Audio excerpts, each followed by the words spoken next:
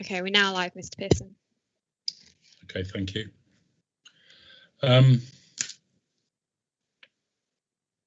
Welcome to today's meeting of the Environment and Transport Overview Scrutiny Committee.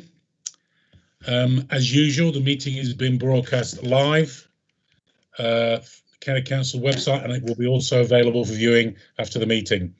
Due to the current situation, this meeting is taking place virtually with members of the committee along with the officers presenting reports joining online. Can I please ask for all members and officers to have their microphones on mute until they wish or are invited to speak. When you are speaking, please also turn your video on. Please can I first ask members to introduce themselves. I understand there are no substitutes today, so can we go through each member, starting David. Good afternoon, everybody. David Bill here, speaking from Hinckley. Bill. Good afternoon, Bill Bolter, Wixton, South Wixton, here and see everybody. Okay, Dan. Hello, good afternoon and welcome everybody. Dan Harrison, Ibstock and Appleby. Thank you. Max. Good afternoon, everybody. Max Hunt speaking from Loughborough. Jonathan. Jonathan Morgan here. Welcome, Chair. Speaking from Loughborough Southwest. Les. Thank you, Chair. Les Fillmore, Cosby with Counter Thorpe Division. James. Good afternoon, Chair. James Poland, Syston Foss. Janice. Thank you, Chair. Janice Richards, Town Councillor for Earl Shilton. I can hear you and see you quite clearly. Thank you. Thank you. Alan Pearson here from Melton Mowbray West, and I'm chair of today's meeting. There are other people will be attending, and they'll be this will be highlighted as they come along. There's quite a good agenda today. I'll start now with the agenda item. Item number 1. I propose that the minutes of the meeting held on the 5th of November 2020 are taken as read, confirmed and signed. Are we all happy with that? Yes, thank you. Thank you. Agenda item 2, we have received no questions from members of the public. Agenda item 3, questions asked by members have been received. Questions from Mr. Hunt, answers to which were circulated earlier this week and have been published online. Mr. Hunt did submit for 4 supplementary questions to which also been answered. I will propose that we take these as read. Are you happy with that, Mr. Hunt? I am. Max. Taken as read. Thank you very much, Max. Okay, we now move on to agenda item number 4. I have not been advised of any urgent items. Agenda 5. Now on to declarations of interest in respect of items on the agenda. Does any member have any interest they wish to declare? Chair, Les Fillmore. Thank you. Yeah. It's a personal interest in anything related to SEN transport, primarily, I think, Agenda 8 MTFS. My wife is an employee of the Educational Authority specialising in SEND. Thank you, Chair. Mo, can we have some guidance on that? Can he still stay in the meeting, or does he have to go back out and come back in again? It's a personal interest and he can stay and speak at the meeting. Thank you very much. Thanks for the clarification. Item number 6, declarations of party whip in accordance with the overview and scrutiny procedure. 16. We have no declarations. 7, presentations of petitions. They're under the order 35. We have no petitions. So we now we've changed that a little bit because we are helping somebody's diary out because of children, which is very valid. So we're going to go on to item 9 on the agenda. We're turning them over, and so the next one will be 8. So I've agreed to do this. So we go item 8 will be after this. This report set out on page 3568 of the agenda pack. Joanne, she's the Assistant Director, Environment and Waste, will present the report. Mr. Payne will be there also to answer questions as a past lead of this committee and cabinet lead on this. So Blake is there as well to answer that. So over to you, Jo. Thank you, Chair, and thanks everyone for allowing this item to be pulled forward. That's much appreciated. So through you, Chair, officers bring these two reports. They're quite comprehensive reports to you every year. And in the report, it's effectively broken down into two parts. The first is updating on progress in delivering the targets in the Council's environment strategy and our performance against our environmental management system. And the second updates progress towards our greenhouse gas emissions target for the Council. And obviously both of those reports are covering the 1920 position. So if I run through them both, but happy to take questions at the end. If going through I won't go through the report in its entirety because they're quite lengthy, but I'll pick out some of the 1920 highlights, some of the issues and obviously considerations going forward. And I will mention that I do believe we've got James O'Brien and Donna Worship, who are two of my team managers, on the call this afternoon. So if there are any specifics, they've dug into the detail and had the discussions with all of the departments on some of the information contained in the report, if I'm not able to answer the question. So if I cover the 1920 year-end environmental performance report first, and start by looking at the key performance indicators in the environment strategy. At a headline level, we've got 12 KPIs that are on or ahead of target, so they're green, and they're covered from page 37 in your pack. We've got one with incomplete data and 6 that are behind target, so those are 3 red and 3 amber. And not to be all doom and gloom, there's loads of positives to celebrate in the report, but I'm not going to go through the green KPIs, if that's okay. I'll concentrate your efforts on those red and amber. But some of the positives are around carbon reduction, electricity consumption and renewables generation, but there's some great stuff in there. So looking at the red first, there's an indicator around gas biomass consumption in LCC buildings. And whilst that has decreased slightly, it's still just above target. And there's no real underlying information on exactly what that is, but it's an acknowledgement that it is slightly above target.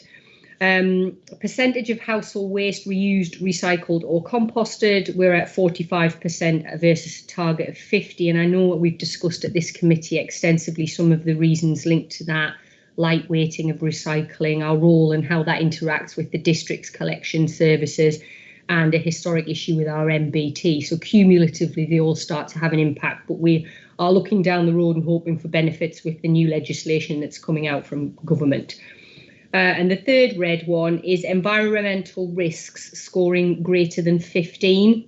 And this is actually, well, I would suggest it's an improving picture. It's actually a fairly good position.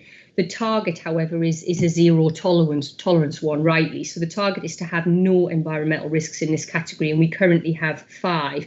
And for our sins, Pat Clark, the other AD, and myself are the owners of those 5. But it's just the nature of the work that we do. So I've got 3 that are linked to drainage at the RHWSs, and Pat has 2. So we are putting plans in place to try and address those outstanding 5. If I move on to the amber, the total CO2 emissions from Leicestershire under the authority's influence.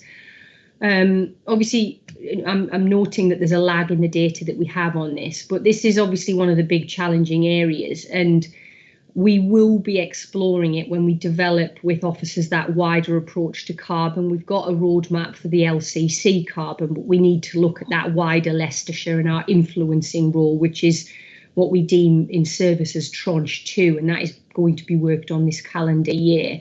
And that said, there was still a slight fall, but it is behind the target. And you're talking big numbers. The actual amount of CO2 emissions was just over 3.5 million tonnes against a target of just under 3.4. The second one is CO2 emissions from Leicestershire road transport. Again, an actual of 1.89 million tonnes against a target of 1.84. And that fall is due largely to vehicle efficiencies and increasing use of EVs. and so on. But that's an area where LTP4 will be really important as that gets developed. And then the last one is percentage recycled from LCC sites. And we only just missed that by 0.5% against target, and we continue to work on that. Aside from the KPIs, the report sets out the changes affecting our environmental management system. So we have to consider things like Brexit and how those regulations will cascade down, the Environment Bill. We have got a revised environment strategy, and as I mentioned earlier, we've got these emerging carbon roadmaps. And certainly within the 2021 financial year, we'll have to consider the impacts of the pandemic. The report covers a number of changes in legislation. A couple that I'll highlight from there is the draft agriculture bill and the environment bill, which has some legally binding targets in it if they get passed forward. So we will have to consider those.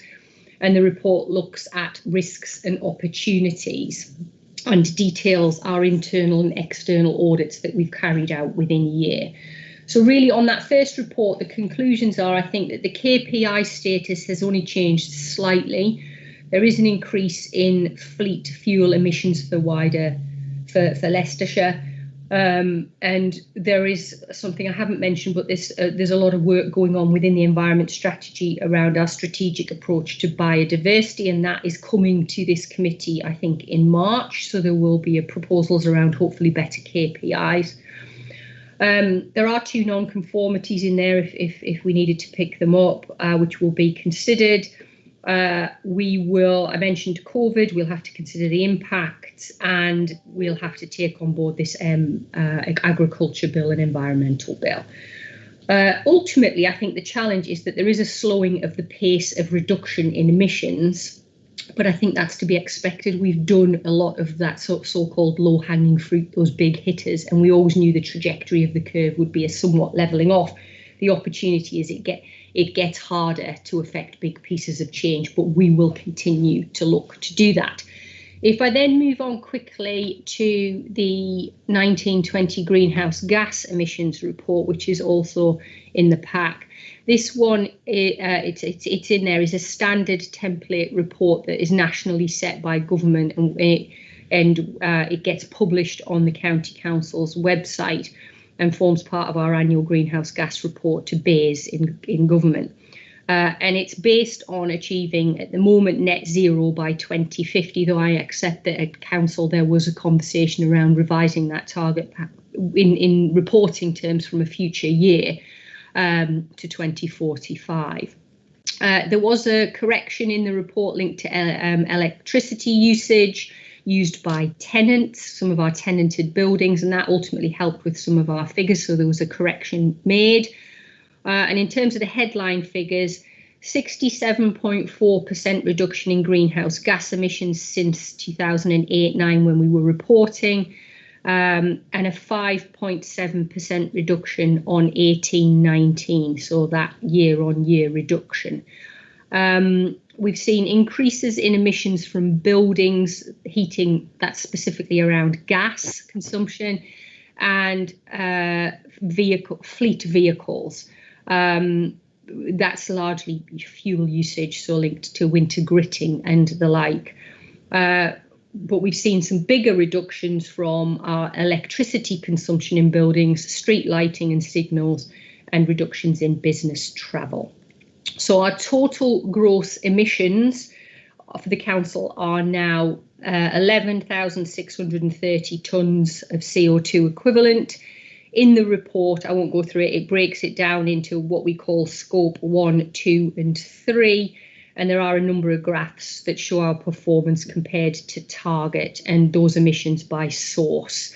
So they are in the report. And then if I just go to conclusions then, reduction in emissions are continuing. However, that rate is declining, as we said. So in 18-19, we had an 18% reduction as opposed to that just under 6% in 19-20 for reasons that I've already mentioned.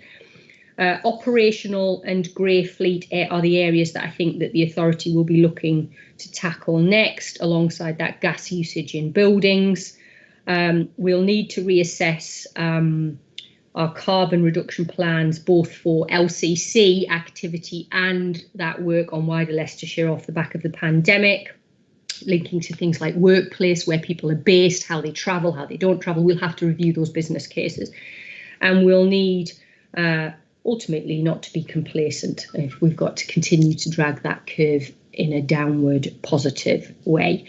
And with that, sorry, I know that's a long one, I will pause and hand back to you, Chair, if there's any questions. Thank you. Thank you, Joe. We've got, I'll bring Blake in a bit later, so we'll get some questions first. Bill, over to you. Thank you, Chair, and good afternoon, Joanne. Happy New Year to you. Thank you. Lunch is over, now we'll start the real business. Interesting report, some good points, some things I'm a bit concerned about. Recycling target, page 39, item 21. County Council in its own building is not doing too bad, but in the other sites, we seem to be failing still. And when you read that quite a few, 24% put in the wrong container, what are we doing to educate people to put things in the right containers? That's the first thing. You know, if recycling, we've got to put them in the right container. So what we're doing about that. The other thing is a bit further down on the reports, the council's not meeting legal requirements. Could you explain why we're not meeting legal requirements? I think it's item 20, is it item 25? I can't remember now. It concerned me because we'd flashed this up before, it was a previous meeting where the council's not meeting its legal requirements. And the last one from me, Chair, is the two non-compliance findings on page 50. So it's to do with air conditioning, but I thought it would have been vitally important at the present time with air conditioning, because with this virus going around, if any employees are at the county hall and air conditioning is not being compliant, we're not helping the situation. Thank you, Joanne. Thank you. Just coming back on those, but I might draw in if James O'Brien at the end if he's got anything to add. The recycling, and again James might add some richness. We know that the issue of off county hall campus sites, as it were, are often multi-occupancy in nature. So the challenge is different organisations and individuals are either passing through those facilities or utilising them, and therefore the messages are just that bit harder to enforce or educate people who use those spaces. I know that we did roll out some extra, I'm going to say this and be wrong, but signage and activity with those. And the challenge persists is the reality of it. We are doing things to try and positively affect that change. But even at County Hall, we still have experience when we do surveys of that knowledge base of what members of staff or colleagues, when they think to put something in the recycling and they simply put it in the residual or don't choose to recycle because they're not sure, they have this fear factor that it's a contaminant. And I accept it's not straightforward. There are so many products and there's so many changes. If in doubt, it tends to end up in the residual and that affects the performance. So this isn't something that we'll simply get right straight away, but I'll allow James if he wants to add anything. But we have been trying to tackle that exact point that I know you've raised in the past. Arguably more straightforward, the risks one and around legal requirements. I'll speak from one of mine. Those 3 of the 5 risks that I mentioned, the 3 that I have that are outstanding link to drainage issues at some of our recycling household waste sites. And ultimately, those drainage infrastructures are not legally compliant. It's not something that we hide. We're in dialogue with the Environment Agency and others around how we improve it.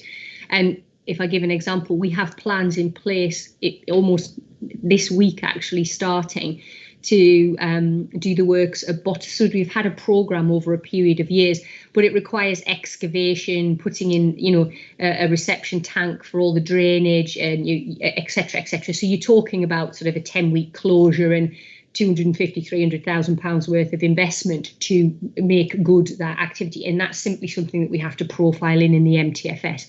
So it's not that we don't know, and it's whether there is an acknowledgement that as long as we can show where we are putting plans in place, And it won't be that we're doing something fundamental in terms of pollution. It's simply just not good enough and not up to standard in terms of what is constituting legal compliance. So we have got to put that on the forward plan, but we will start to see them come down, the example being Bottisford, where it's due to start now. So the next year's report, well, 21-22, will show that one having dropped off the register.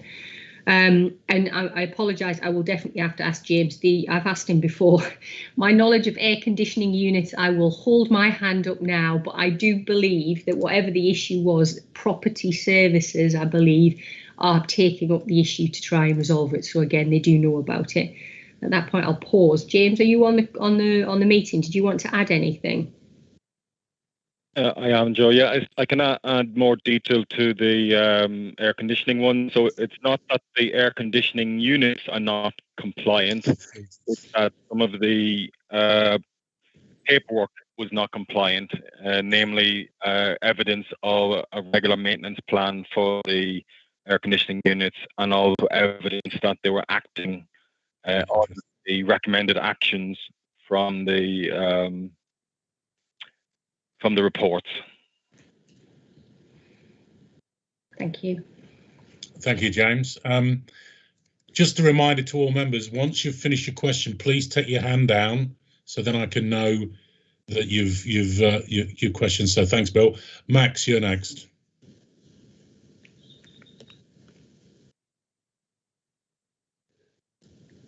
Thanks, Alan. Just coming off on mute. As previously, this is an extremely high quality report. It's also high quantity, but that's the penalty we have to pay for having an excellent report. A lot of the comments I sort of screen out because we do so well, particularly in the area of our own operations and operating County Hall. So I've struggled to find a particular comment I want to make. And it's on page 38, paragraph 19. If you want to go back to paragraph, and it's the one at the bottom, it's not in front of me at the moment, concerning the tranche 2 transport influence we have. And I'd just like to suggest that the two things that ought to go in there, besides the usual, which are well listed, and that is the monitoring of travel plans that our local planning authorities are rigorous in applying travel plans to most industrial developments. And of course, we ourselves have influenced schools to produce school travel plans. Now, they will go by the board unless they are monitored or enforced in the case of the industrial ones. And I think they're both areas where we could make an impression on our carbon and greenhouse gas emissions. Thanks, Chair. Thank you, Max. Thank you for that. I've got Dan Harrison. Yep. Thank you, Mr. Chairman. Joanne, I'd like to ask a question about our gas usage. I had British Gas come to me over a year ago in a scrutiny mode, and they were explaining how they're using hydrogen on their pipelines, testing, etc. What would be the chance of us saying that we would be happy at County Hall to have us as a test site? Obviously, hydrogen's the magic bullet next to what coal was. Once we finish coal, massive reduction of 40% and one of the largest reduction figures ever recorded in the world. Now, hydrogen would be the next move forward. And I feel as though unless we can sort of try and have a big open mind on all of this, the technology is out there. And if we were saying, hey, what about us? We'd be interested in this as a partnership, because we've got to try and break this thing forward, haven't we? And if we're a willing local authority, I think we might get a favourable response on that. Thank you. Thank you, Dan. I'm sure Joe will look into that. Yeah, and all I would say, Councillor Harrison, is Donna Worship, who's specifically recruited around sort of the carbon side and our carbon commitments, and James and that broader environment strategy side, have been in conversations with a lot of partners around what it looks like nationally in terms of grid conversion over, and exploring the opportunities from hydrogen, more locally in terms of things like the national and regional energy infrastructure strategy, and whether you'd start to see things at a more regional and local level. So we do have ambitions to sort of be visible and understand what's happening in that space. And we're also, not just hydrogen, we're also exploring some other options for heat as well. So it would be something that we would share more information with Scrutiny as and when that comes forward. Thank you. Just a comment to Bill Walter, if you remember, Bill, I think it could have been last year. I'm losing time because of this lockdown, but we had some great. I can remember in the foyer we had a great education program on recycling, because I know you mentioned about education. The problem was, if I remember, the rules of recycling changed because China, who took a lot of it, changed their rules, which meant certain products they didn't take anymore. So there's a total re-education of what was allowed. So I guess it's just keeping our eye on the ball all the time. What is recyclable? What's worth recycling? And what makes the people who want the stuff the money that we can actually get rid of it. But it's a complex situation, including the education. I think I've got no other questions. Joe, I think that's the report is excellent as usual, and you've had positive feedback from everybody here. Really appreciate that, and we look forward to catching up with you again soon. And thank you for that report. Thank you, Chair. Thanks. Okay, we now go on to the next item. Mr. Pearson, I can just see Mr. Payne's got his hand up. Sorry? I can just see Mr. Payne. Oh, sorry, Blake. Blake, sorry, I didn't see it. It didn't come up. Over to you, Blake. Yes, I thought you were going to bring me in at the end, so I was. I didn't see your hand up. Forgive me, mate. Sorry. No, don't worry. If I can just finish off, I didn't hear that. Sorry, there's a lag on the internet. But if I can just finish off the report before you do move on, just to say we owe a huge debt of thanks to the department and all the other people working in the department, looking at how we reduce our carbon emissions at County Hall and planning the route forward as to how we influence the rest of Leicestershire. We are leaders, genuinely, we are leaders in the country. We were one of the founding members of the UK 100 group that you all will be aware of now. The leader spoke about this in his leader statements at full council. We signed up and we were one of the founding members of the Countryside Climate Network, which is a branch off of the UK 100 group. Clearly, you can see by the monitoring and the reports that we bring to Scrutiny how seriously we're treating this. We have environmental programs around tree strategies, tree planting, property.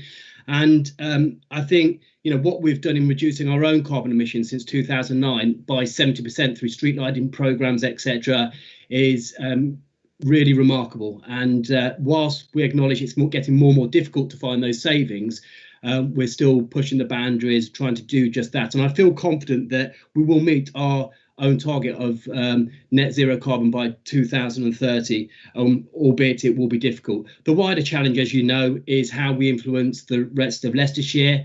And my view is there's a lot happening nationally. We've just had a little bit of debate. I think Dan Harrison raised about the issue of coal and how the national grid's being decarbonised. And you will recall that last year the country went for the first time ever, and it still might be running without coal-fired power stations fueling our national grid. So as technology improves, as cars become electric, etc., I feel confident that we'll see some light at the end of the tunnel in terms of how we reduce Leicestershire's carbon emissions. But it will be particularly difficult. And I'm pleased to say that only yesterday and in the last few weeks, I've been engaged with conversations with the officers in the department as to how we can further improve our criteria around car sharing and putting infrastructure in to help people benefit from modern technology and thereby help us reduce our carbon emissions further. So it's a journey we're on. We're making great progress, and I think we owe a great deal of thanks to all the staff at the County Council that are making this happen for us. Thanks. Thank you, Blake. Thank you very much. Well said. Okay, Kat, I've got a big white box on my screen now with MP from Blake. Could you close it, Blake, or can Kat do it? You might need to click on something else on your screen. Okay, I'll. It's gone. Thank you. Thank you. Well done. Knowledge is key. Okay, we go on to item 8, which was moved back. We will now move to the agenda item. This is the medium-term financial strategy 21-22 to 24-25. This is set out on the pages 13 to 34 of the agenda pack. Members will have received a copy of the process suggesting for dealing with the budget proposal. We will discuss each section in turn, and then there'll be an opportunity for members to ask questions on the particular area of the report.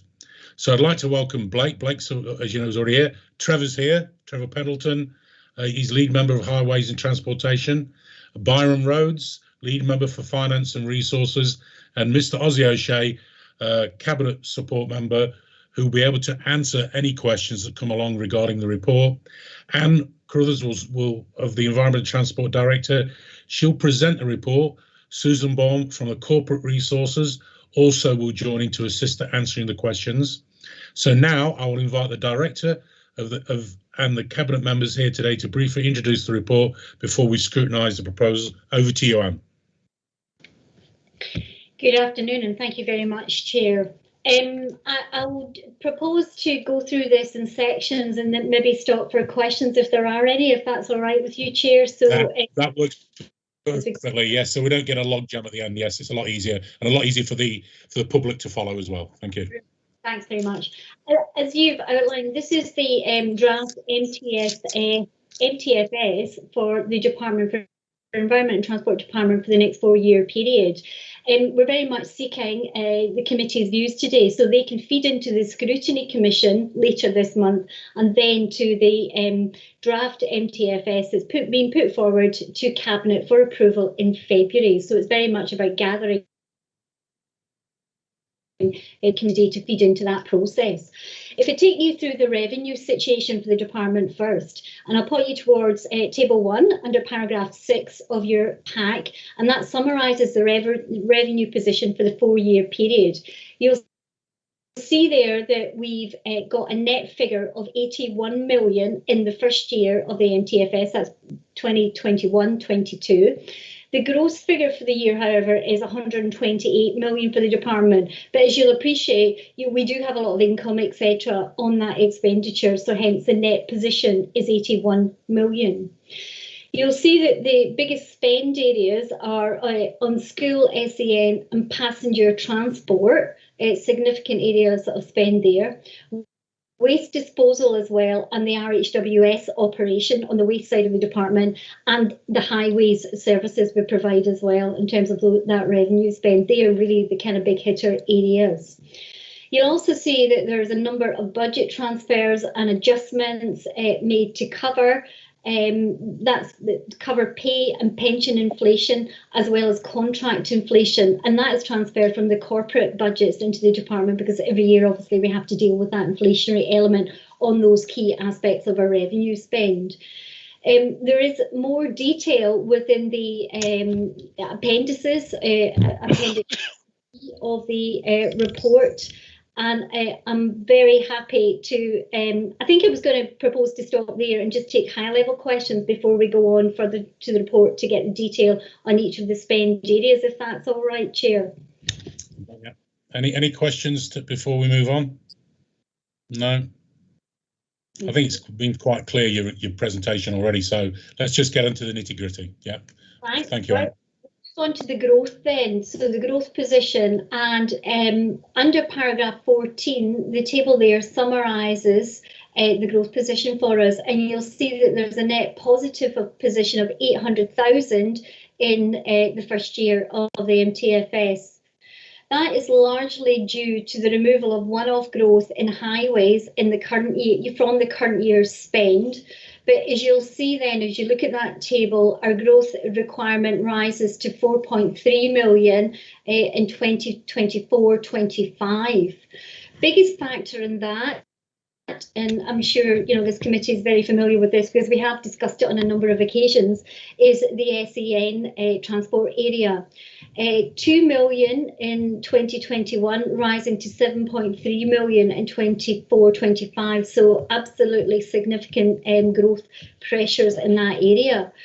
Just to give you a bit of background on that, in order to come to that forecast, we have used the numbers coming out of the Children's Services Department on their forecast of likely numbers requiring SEN and with EHCPs, etc. So we are very much working with our colleagues in Children's Services to understand, the future demand for this service area. So their information is feeding in, and they're forecasting over that time period 10% growth in numbers of SEN, therefore, demand on our service. There's also added into that a 3% transport cost rise. So as you can see, that's how we quite quickly begin to build on, build that kind of figure. However, and it is later in the report, and I'm happy to take questions an hour later, we will be looking at, or we are looking at, ways to contain that growth and to reduce that over the period of the MTFS as well. But as it stands at the moment, that's what we're predicting there in terms of demand in that service and therefore growth across that budget. If we look at the waste side then, traditionally we forecast about 1% growth per annum in our waste costs, and that's primarily due to new homes coming into the county, new homes being built, and obviously the waste being generated from those householders.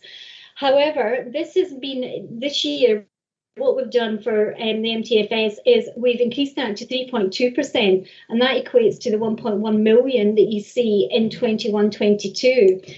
And basically, that's because the rise in household waste we've seen during the pandemic. More people are at home.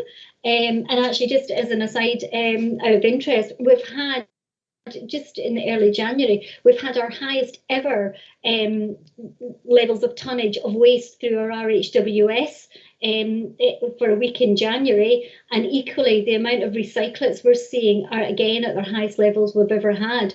Factor of more of us at home, so we're not disposing of waste through commercial and trade outlets because we're at work, etc. And also, I'm sure you'll this will China phenomenon going on because we are at home, and that brings with it more packaging, etc. So, again, that reflects why we are forecasting growth across that budget area, because we are beginning to see different trends. We have tailored it down over the MTFS to see how that then, predicting that post-pandemic, that things will begin to revert to more the way they were in terms of waste volumes. However, we very much felt that we have to put in a growth item there. I'll pause at that point in case there's any questions on growth, Chair. Yeah, I've got some Max, you were first on the list. Over to you, Max. Thank you, Chair. This is the first section of growth that I've seen, which is actually a deficit in some places. So that's a sign of the times when our growth is negative. But I mean, the background to this MTFS, as previously really, is the shortage of support we get from the government now, and the years of austerity that has forced a lot of cuts and cost pressures on us. And then we've got the cost of COVID. And I take my approach on this every year, but particularly this year, of what people are concerned about out there and how I have to explain to them that they're not only getting quite a substantial rise in council tax, but they're also getting services which are much reduced on what they're used to. And just one particular example, I've been corresponding with a gentleman who's having his pavement patched. I think he's quite lucky to get that, but he's quite reasonably saying, well, why aren't you doing a full job? So I start from there and I end up basically trying to explain the MTFS. So first of all, with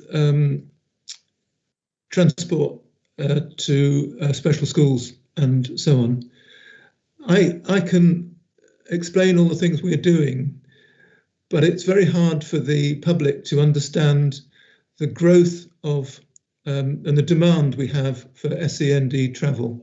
And I've asked the officers if they can produce the figures to show us how that's growing and how we're having to cope in the future with more numbers, and that might help other members of the committee when we get those figures.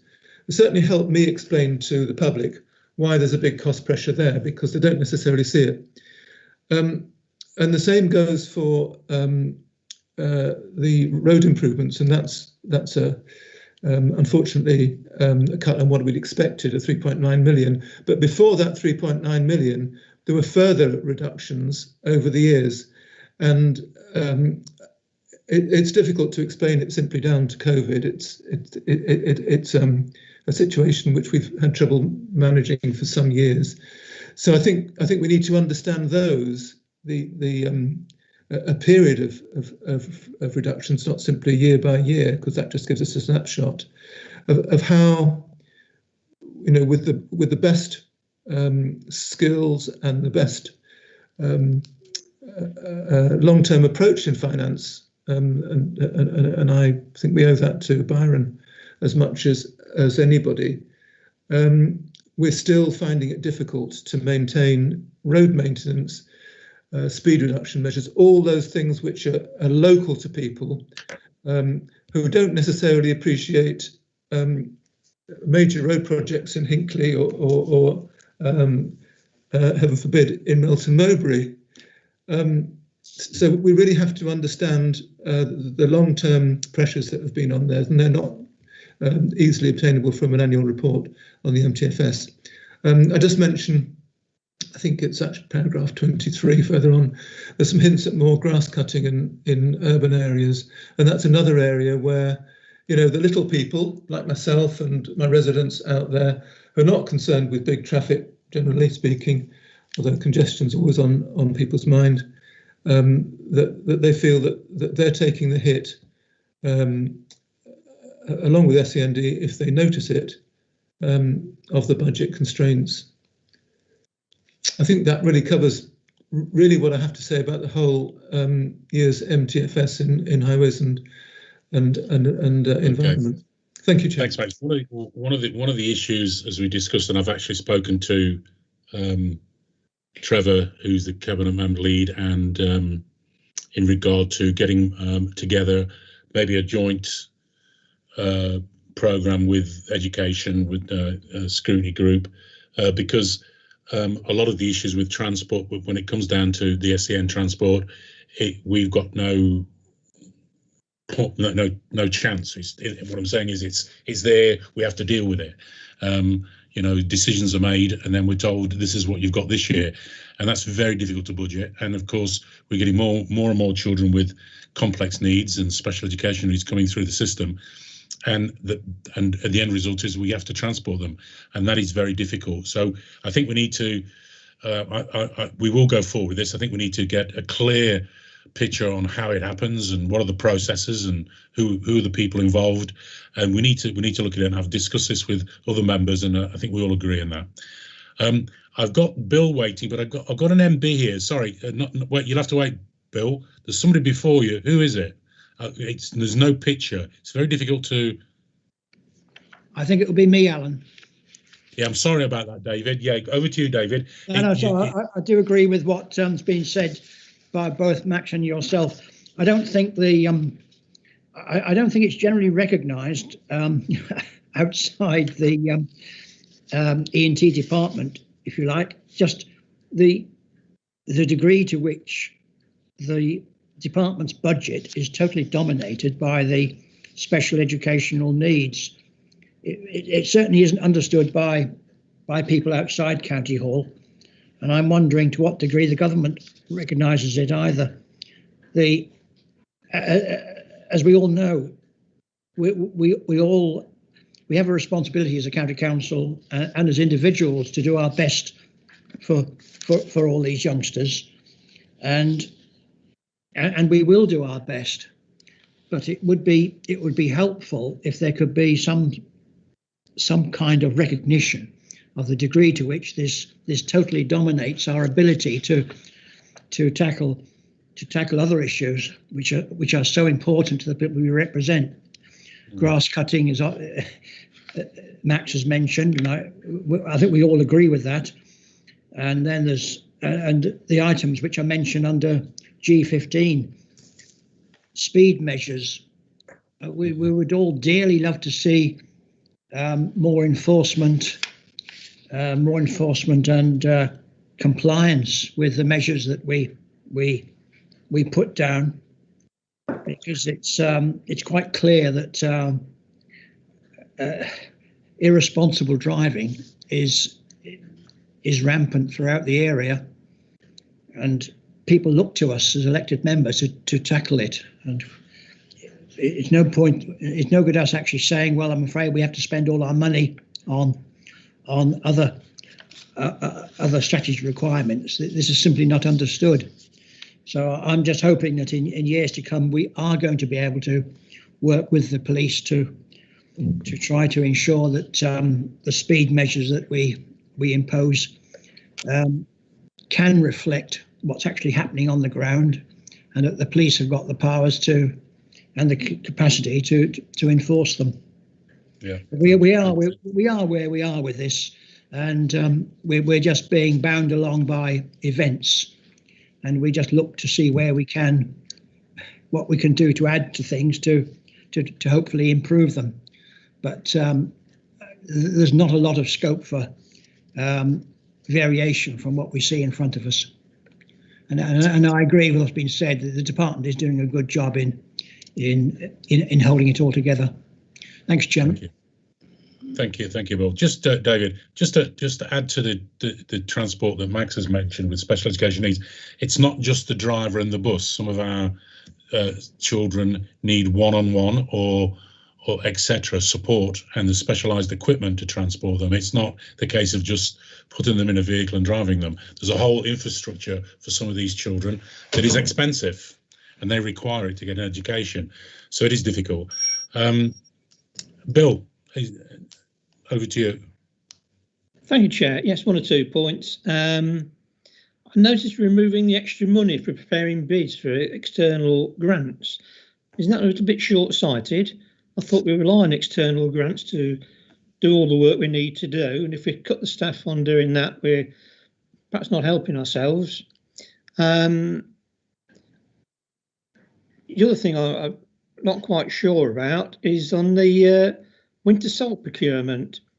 We were part of this framework, and we were told some years ago that's the bee's knees. You know, we're saving money by working on this procurement, this framework, and now we say we're going to change supplier.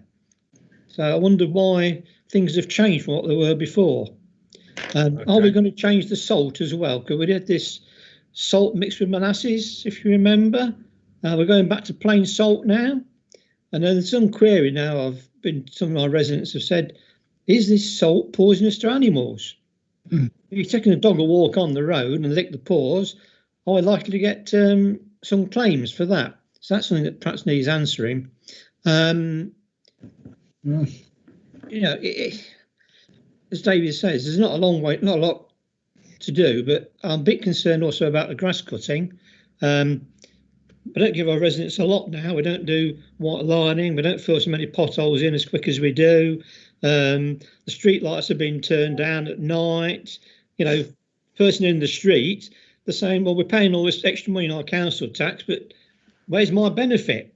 You know, I don't use Zouch Bridge, and I'm not going to go down the A5 for improvements there. So why am I paying all this money out when I can't get a white line repainted down the road?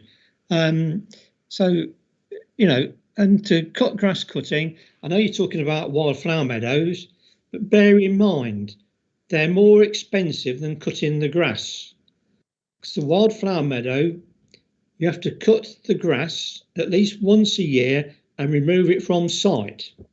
You can't cut it and leave it, you have to take it off site. I'd have thought it'd be more expensive than actually cutting the grass this one extra time. So over to you, Anne, but just a few little points that I'd like answering. Thank you. Thank you, Bill. Thank you, Bill. I see you like to rub the salt into the wounds, but just quickly, I can remember a year or so ago we had 4 cuttings a year. I think Anna will correct me here. We returned back to 5, so we did go back to 5. So there was a change, and we went back to 5, which I thought was quite a positive. But over to you, Anne. Thank you very much, Chair. Just on that. We went down to 5 from 6, and following a budget consultation and people saying that wasn't a high priority, but unfortunately we got a load of customer contacts around that, and as a consequence we went back to 6 cuts in our urban areas. So you're absolutely right about the principle of that, Chair. Okay, I'll do my best to cover those points. I'm sorry, Mr. Bolter, at one point my sound dropped off for you, but I got some of your points, but you'll need to come back if I've missed some.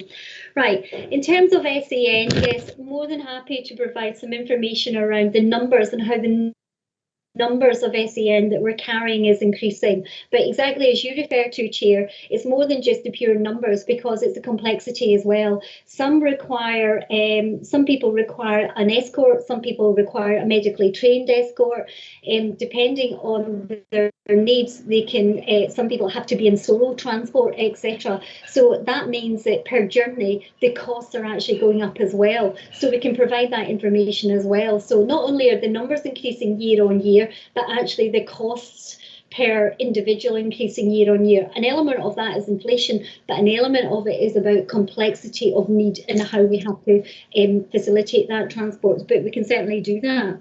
The point about government's recognition of that, I do think the children's colleagues have done a really good job of raising that with government, not only obviously from my end of it, the transport end, but the overall cost of SEN provision. So I do think, it is raised at the national level. However, the solutions, as I think, as we all know, aren't there yet. But the conversations are certainly being had at the government level in terms of the challenges. It's not just us; it is a national problem about the increasing cost of providing for SEN, both the education provision and the transport provision aspect.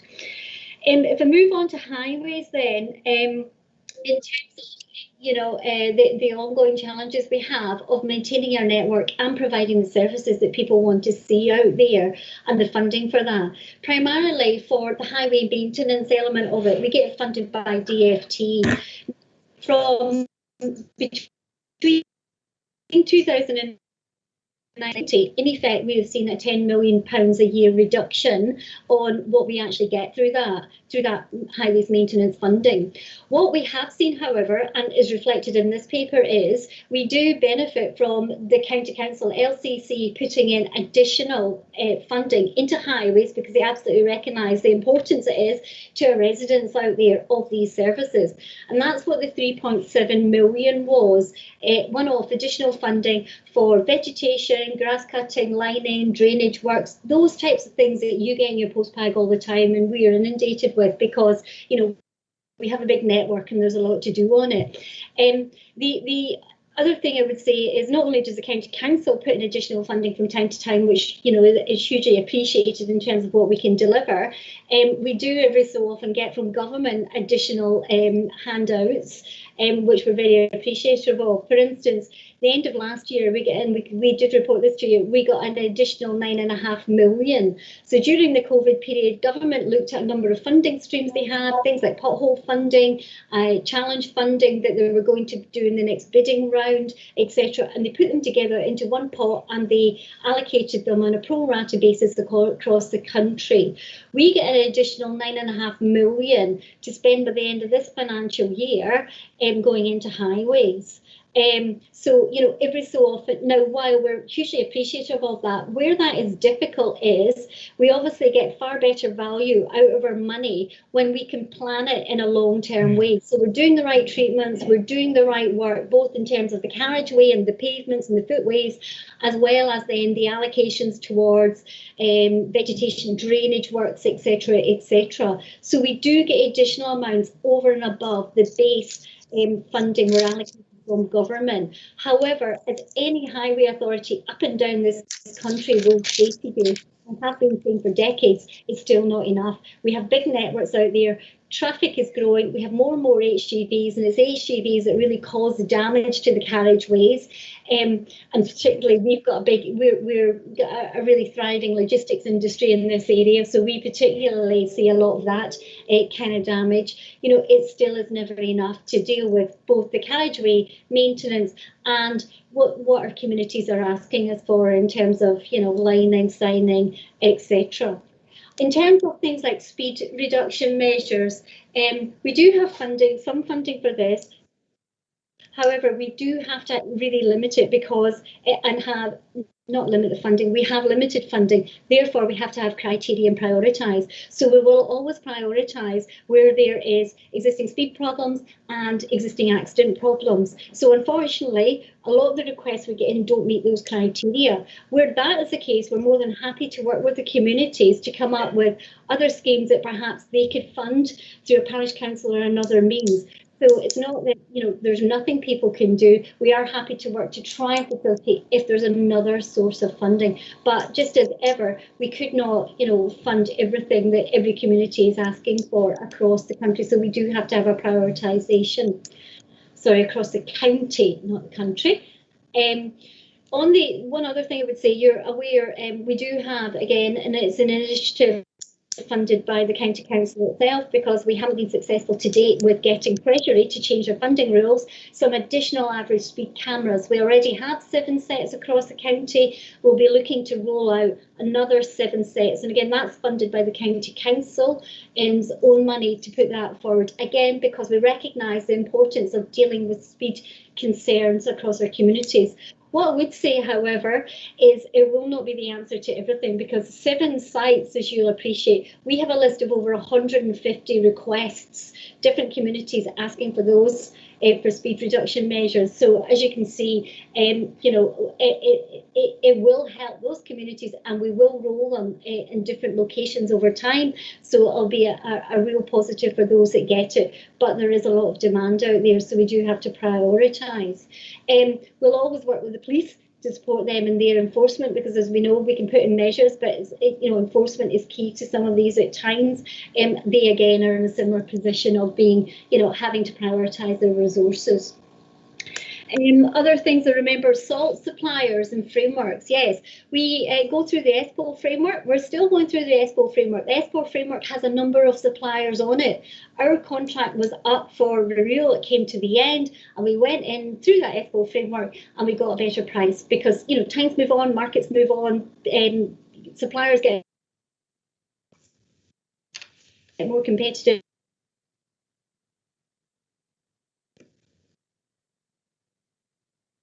I think we're losing. Different salt prices coming from. Mr. Bolter, I'm pleased that you understand, because often people think wildflower meadows is a much more cheap way of dealing with, you know, we don't have to worry about the costs of grass, but it's not. To do a wildflower and get that biodiversity and have a real what we all envisage in our head as a wildflower meadow, as opposed to an area of just rampant weeds and indigenous, you know, kind of weeds.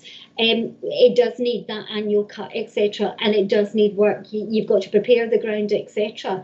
However, as we all know, communities are far more aware of their environmental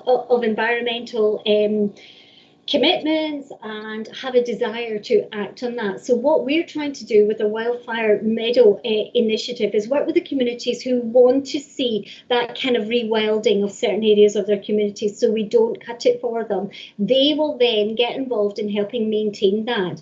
But you're absolutely right in the principle. If we were to say we weren't maintaining grass anywhere in the county, which we wouldn't do because we have to do it for safety, for visibility, etc. But if that was the case, it would cost us more, because at the moment we don't remove grass cuttings, we leave them there, obviously to degrade naturally. However, with wildflower meadows, there are other benefits, as we all know, for biodiversity, etc. So, you know, it's about having that balance and working with the communities to help them deliver the kind of community they want in the local area. I think I'll stop there, Chair. Thank you. Apologies if I'm missing. That's okay. Bill, could you take your hand down, please, so I don't, unless you... I can, Chair, yes. What I didn't answer the question regarding the extra money being removed for preparing bids for grants, which I'm particularly interested in. That was the additional one-off money. We do have an element in another budget that allows us to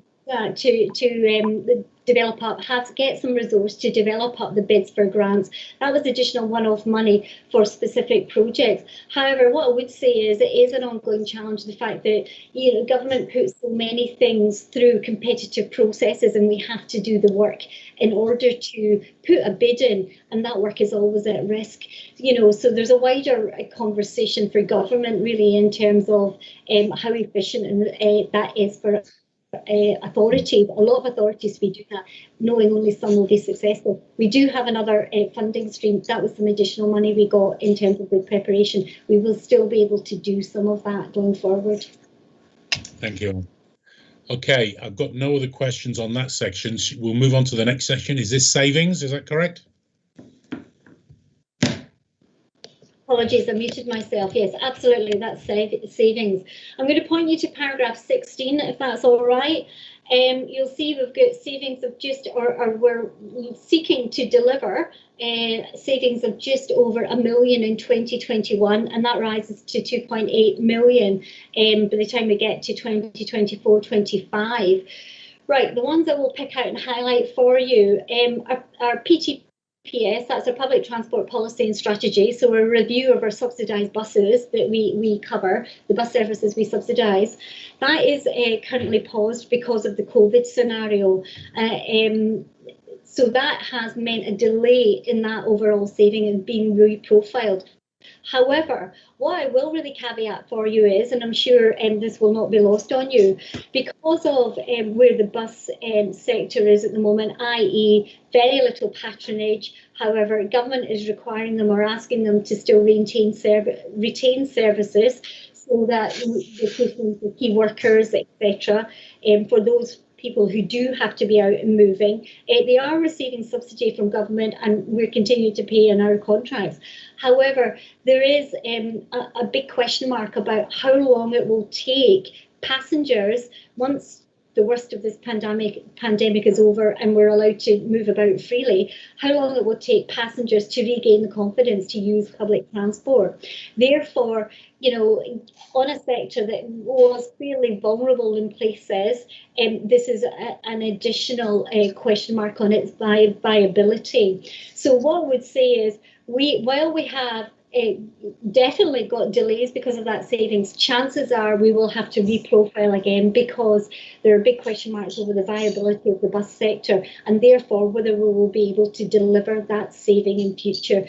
And at this point in time, it will look definitely in the short term, it would be highly unlikely. However, we will obviously continue to monitor that and liaise with the bus operators and we interact with. So big caveat on that one. We've talked about SEN and social care transport.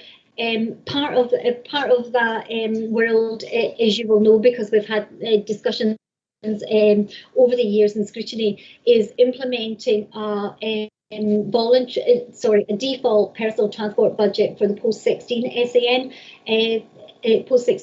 SEN cohort. That we have had legal challenges on this. It is still progressing because the courts to date have always found that what we were doing is illegally compliant, and we've been allowed to do that. However, there is one last appeal still ongoing in the system. We are programmed to implement that this September, but I will put that wee caveat on there. There is still one outstanding legal process that is to conclude yet. So we will have to obviously carefully consider that once that is concluded. Hopefully it won't be too long, because that has certainly been going on a number of years now. We have temporary traffic management, and that is bringing this service in the house. It's basically our stop-go service, stop-go facility at roadworks and some of our works. And as you'll see, that is it'll deliver 194,000 in the first year, rising to just over 200,000. So as I say, that's about in-housing that particular function. The line that says E&T continuous improvement, that is made up of a whole host of smaller scale initiatives, primarily across our highway service. It started out being called a strategic challenge project program, and what we did is we went in and had at various levels heads of service, team members, and we basically had brainstorming things about, you know, from everybody's aspect of work. What could we do to make it more efficient? What could we do to drive savings, etc.? And out of that, we've had a whole host of potential things being looked at, and these are the ones that we're taking forward, and you know, we have confidence we can deliver. And as you can see, it's not insubstantial. It rises up to just over $500,000 over the period of the NTFS. Includes things like our recharge rates, efficiencies on how we do our driven inspections of the network, digitisation of some services. So it's a whole host and mix of different lower, smaller scale initiatives there driving that saving. If we turn to the waste ones now, on the RHWS, we have had to delay savings because of COVID. However, you know, we are looking at 30,000 rising to 190,000. This primarily comes from we're insourcing Whetstone. Whetstone is the only RHWS site that is not operated by the County Council. We are insourcing that from I was going to say next year, but it's this April now. Time keeps moving on, and that will deliver some of those savings, as well as some of it about building the reuse side of the building. But that business, the reuse side of the business, but that's the element that's being delayed because of COVID. You know, we can't work up that reuse and resale element, you know, in the current kind of environment. We're also forecasting a steady increase in trade waste income. As you see, that grows to 120,000 over the MTFS. And also on waste, but bigger figures there is our future residual waste strategy. That is savings driven by our contract arrangements and our procurements. So we've got a major procurement for 60,000 tonnes of waste ongoing at the moment. And as I say, some contract arrangements will drive efficiencies as well that we've got in place and savings. So not insubstantial, 820,000 over the NTFS period. There's also some savings from further contract renewals on the waste side, because we literally have hundreds of contracts for waste disposal, and specifically wood waste, where we're seeing significant price reductions in the market, which is really driving a lot of that 430,000 savings. I'll just quickly, I'll perhaps stop there before I go on to savings under development, Chair, in case there's any questions, because I'm conscious I've got no questions. No, nothing's come up, so I think you can just continue. I know, well, fine. Okay, savings under development. So those savings I've just described to you, they're the ones that are in train and we're on with delivery. These ones I'm coming to now are the ones that we're working up with feasibility, you know, exactly what the money is, etc., and how will we implement them. So these are ones under development, so just in the pipeline, ready to come forward. With overall, the net position for the department by 24-25 is growth of 4.4 million, and that's instead of where we would have ideally been of 3.6 million saving. Therefore, you can see how important this work of future savings delivery is. So we've got a number of streams here, and we'll continue to work those up, and I'm sure more will come through the pipeline as well, because, you know, it's an ongoing challenge for all of us. SEN, you're very aware of the growth in that, so we have got a number of strands of work looking at how we manage down that level of growth and how we can reduce costs in that service area. We're working with Newton Europe, who have been working with adults colleagues and children's colleagues to look at efficiencies in that. Things like journey optimization, really challenging on occupancy of vehicles, etc. So there's a few strands of work there, as well as efficiencies in the kind of back office processes there as well, to try and manage down some of that growth. Alternative fleet, that's looking at bringing in our most expensive SEN journeys, which are carried out by third-party, i.e. taxi operators, bringing them in-house and delivering themselves. So we have our own vehicles for that and our own drivers. And then, hopefully for those most expensive contracts, we can control those costs and reduce those substantially. We're looking at further savings on our highway services. Grass has been mentioned, but it's that type of service delivery. If we can do that, again, things like balancing that with where the public expectation is changing, as we've talked about, things like wildflower areas, etc. So there's some work ongoing around that. More tradeways work due to the opportunity that we've got, and you'll see in our capital programme bringing forward a new waste transfer station, and obviously from the existing ones, if there's more trade waste and we can generate more income from them, we're looking at those potential opportunities. We're carefully considering the implications of the government's resources and waste strategy, which came out with a number of consultations with that and is being implemented over time. It could lead to, for instance, less waste disposal or new income opportunities for us. But, a lot of that is still in pipeline, and we'll need to see what gets enacted from that by government. And the last one I'll pick up there is staff development initiative. We are looking to do various strands of work to support developing our own staff with the ability to then reduce how much agency staff we need, etc. Because obviously, if we can do it in-house, chances are, one, it's more efficient for us, and two, it's a lesser cost to us. So there's some initiatives there supporting our apprentice and other training programs, considering how etc., supporting that kind of thing. So a number of initiatives on that side of it. I'll just pause at the end of that section. Thank you.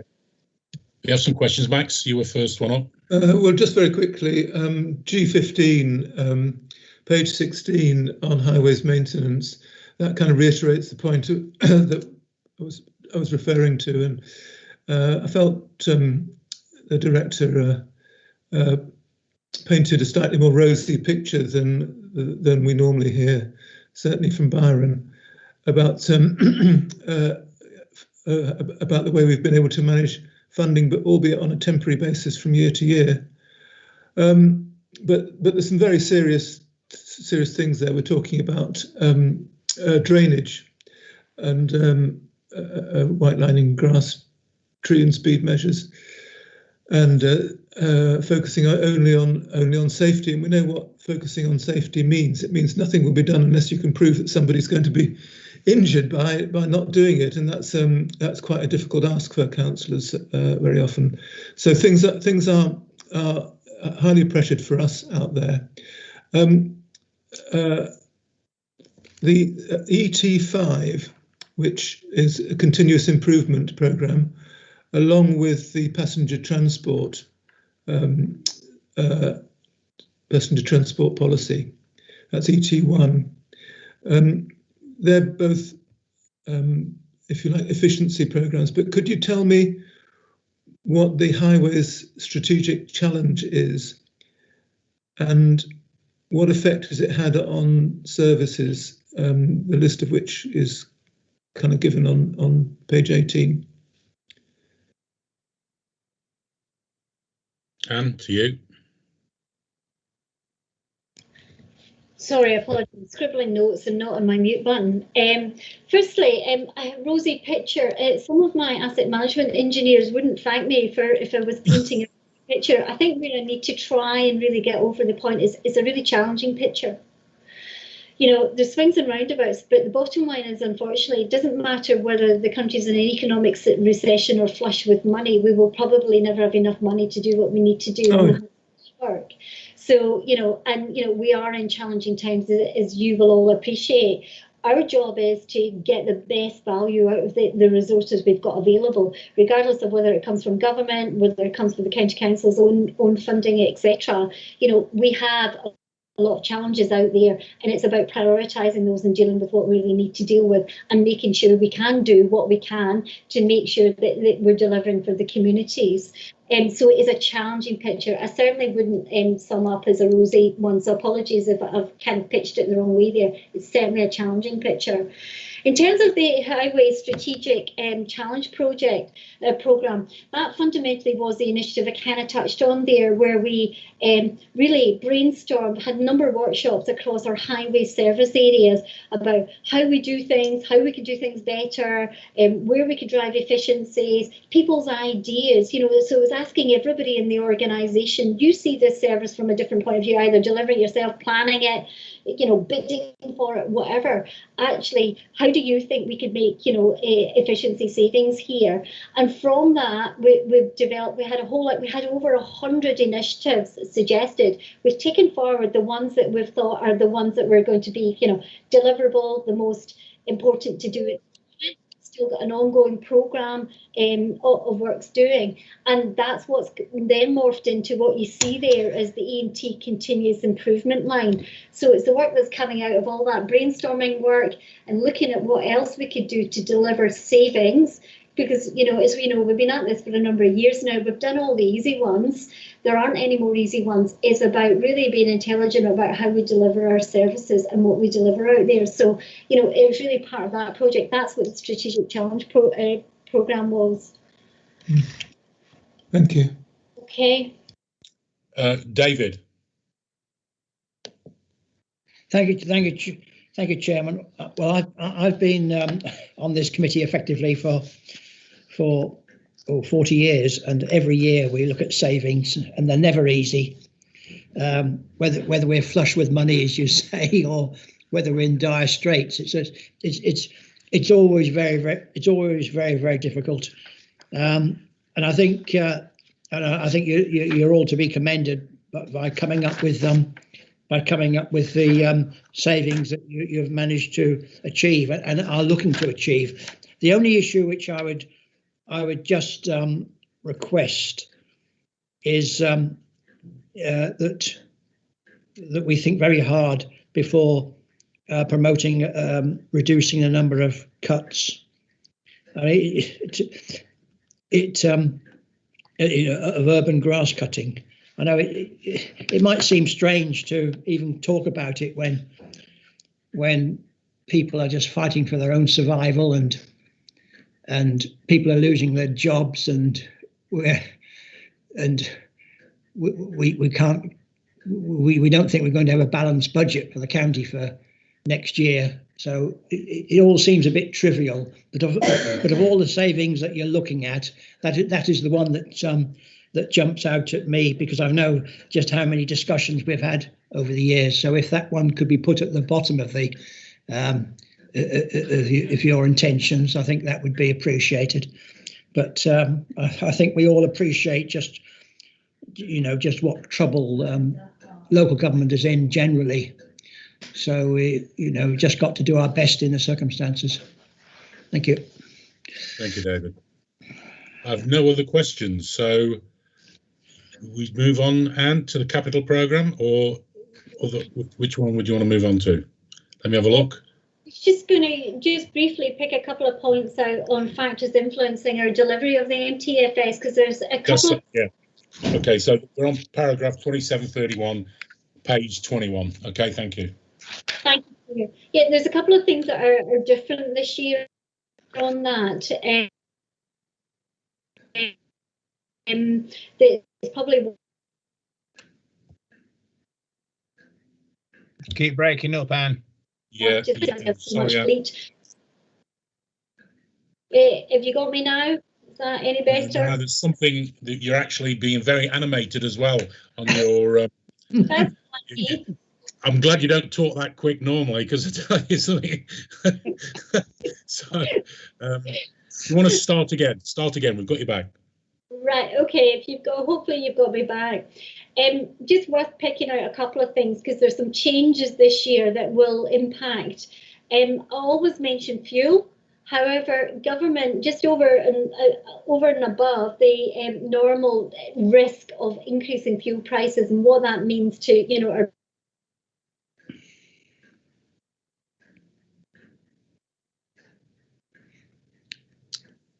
I think we've lost Anne. It's a bit more permanent this time. I was thinking Anne's animation was something to do with superfast broadband, and I couldn't resist that pun. Sorry, Jim. It's you're back again, Anne. We keep losing you. Sorry, sound call. I've had a few problems in other meetings to do with sound, so apologies for that. Yeah, red diesel. If duty is added, we will, see substantial cost to our budgets. For instance, our gritters are out an awful lot at the moment. They all run in red diesel. A lot of our fleet runs in red diesel, so that will be an impact. The other one I will point out for you is I've already mentioned the viability of the bus market. Now, ultimately, if that means more service withdrawals, there is the risk, obviously, that we are faced with picking up and providing those services to those communities. So again, I need to highlight that one to you. And we've touched on just earlier, the government's resources and waste strategy has the potential for both savings, but also additional cost for us. So we will have to look carefully when that is as it's enacted over time. So, there was talk of incineration tax, for instance, that kind of thing. So just wanted to flag those ones for you. If you're happy with that, Chair, I could go on to the capital section. I think we move on to capital now. Thank you, Anne. Yes, because fine. That's not Table 3 under paragraph 33, that's our summary of our capital programme for the department. So you can see it's substantial, 205 million in total. 190 million of that is for highways and transport side of the business. 15 million or so is for the environment and waste side of the business. And, this coming financial year, 58 million spend. Further breakdown in detail are in the tables 4 and 5 in the report, and also Appendix C. Biggest schemes we've got under the highways and transport side are the Melton Mowbray Distributor Road and the M1 Junction 23 scheme, and that's out on site at the moment. And but you'll note we've also got capital spends, reasonable amounts there against vehicles, advanced design for schemes, and things like depot relocation. So there are other things there apart from just scheme delivery. In terms of the environment waste side of the department, the biggest capital works are for the new waste transfer station that are referred to at Bardon, the redevelopment of the Kibworth RHWS, and then we've got various minor capital works, of which Joe mentioned earlier, the ones that are happening at Bottisford now. There's other ones like that will happen throughout the year at our other sites as we need to. Just for note, we're still waiting on government confirmation for a highways capital maintenance allocation for this coming year. That's normal. They don't normally confirm that until till quite late in the day. However, what we work to is we assume the previous year's one, and it usually is a fairly steady state. So we'll adjust that if need to when we get that confirmation, but just to make you aware of that. I will just sum up then, if that's all right, and then that's me finished, that really for the coming financial year as a department, we've got 81 million revenue and 58 million capital. We do have substantial growth pressures, as you've seen over this period, but we do also have a number of savings underway, and also then a pipeline of savings work to come up behind that as well. It is a sizable spend. However, despite that, the situation will continue to be difficult, I think, as you've reflected in some of your conversation, particularly on the revenue side, which does fund the majority of the service delivery, and particularly a lot of the things you've been talking about today in terms of things like grass, vegetation, drainage, etc. I'll sum up there and stop there, Chair. Thank you very much. Thank you, Max. You're the first one off the... Well, thanks very much. I think we ought to congratulate Anne and her officers in producing a budget out of thin air, really, which is, as it seems, from time to time. And I think an example of that is in the, and I've lost the page. Here we go. Oh, it's paragraph 37, integrated transport schemes. These are really important to people on the ground because they're local schemes, and I see that we're using the funding that we get allocation to match fund with wider schemes, presumably. I just wondered if Anne could say a little bit about that. And the other one is the large schemes. It's always nice to see Bridge on the list, because it's always on the list. It's always the one that gets put off because the bridge hasn't fallen down yet. But it's good to know that it's there. But on the major schemes, the Melton Mowbray Distributor Road doesn't come to us at the key times. I think it tends to go to the Scrutiny Commission. And I just wondered if we could have a quick ballpark figure of how much the authority is putting into the Distributor Road scheme as things currently are. So it's Melton Mowbray and the integrated transport schemes, and admiration for the work that's been done. Thank you. I'll just come back on that then, if I may, Chair. In terms of the minor improvement schemes, you're absolutely right. We use that allocation for match funding for bids, and we have been doing that for a number of years. Bear in mind that these are improvement schemes in terms of that funding from DFT is for improvement schemes, new things on the network. So yeah, we use it as match funding to then pull in and leverage from usually other funding streams that government, competitive funding streams that government are putting in to do those improvements, to get greater amounts of money to do improvements on the network. It doesn't mean that the minor schemes whereby we need to do in terms of maintenance don't happen. That's other funding streams. So just to set it in that context for you. But you're absolutely right, we do use that allocation for match funding, and we have been doing that for a number of years. In terms of your other point about Melton, the Melton Mowbray Distributor Road, there'll be future reports to go into Cabinet, as we do every so often go to Cabinet on that one, because obviously there's very contractual things on it as well. However, earlier estimates were very much we have the 49.5 million from the government through its large local major schemes, and it was likely that the authority would be forward funding 14 million. Now that forward funding is very much about getting back that money through developer contributions, working in collaboration with Melton Borough District Council. However, as you'll know, in a scheme like that, as time goes forward, we get, we do the detailed design, we have far more detailed work, we've done the survey work out there, costs are refined, so that work will be going on ongoing, and I've no doubt things will be updated on that. But that was the kind of original kind of split, was basically the 49.5 and 14 million forward funded. But as I say, we will be getting updated costings as the project moves forward. Thank you, Anne. Thank you very much. Thanks, Max. Bill. Thank you, Chair. I'm interested in the Widdering compost facility. When's that likely to take place, and how much money will it save us? There would be, unfortunately, Joe's not with us on the call, and Joe's the one on the detail on that one. Can I take that one away and be asked kindly that I could bring that one back to you with the information on that one? Yeah, thank you. Yeah, fine. Thanks, Bill. There's no other questions. Then I think we move. We've covered the capital funding, future developments. You happy with that, Anne? We've covered everything there, yeah. Okay, at this point, I'd like to ask Trevor, Trevor Pendleton is the Cabinet lead on this, and the support member, which is Ozzy, to any comments. Over to you, Trevor.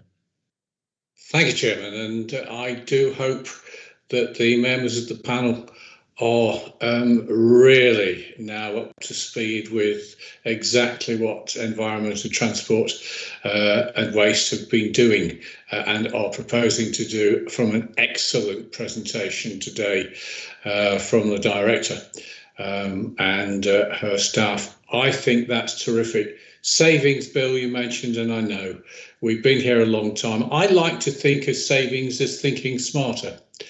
And that's exactly what they're doing, from dimming lights at night to the wildflower initiative, and Mike's actually getting people involved in those areas in the villages to actually take some ownership and look after some of the wildflower areas that we can allow them to do. Okay. Speed initiatives, the new schemes, just think about it, the A511, the old A50 field head, and that particular area we have looked at and done extremely well with, and are now about to move that forward. So we are supporting what our population what really do require, and I commend the officers for doing that, and of course, they are thinking smarter. They're now going to move the cameras, and that's going to keep us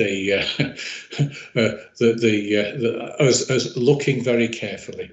All right, back right the way to the beginning and to the special education needs budget, and I think I would like to take away from today the feeling that we do need to do some work on that with our education colleagues once the courts have finally decided what we need to do. There's a lot of work and there's a lot of thought around that area, and I will be asking Byron as well as our education colleagues to look at that, because it is sort of like a hospital pass, in that once the education, health and care plan criteria has been decided, we very efficiently in transport, and that's why we've got it, actually have to deal with it. So I'll take that on board and have a look. With that, that's all I wanted to say, Chairman, and thank you very much. Okay, thank you, Trevor. Thanks for the members' views, and this scrutiny has been, it's always important, and the views will be reported to the Scrutiny Commission on the 25th of January. I also sit on that, so I'll follow it through. This is how the process works, and I know Trevor will be there, and other members on this committee will be there as well. So, and that will be on the 25th of January before the Cabinet considers the results of the scrutiny process, and that will be on the 5th of February. So all this is available online for those public who want to see and follow things through, which I think is great.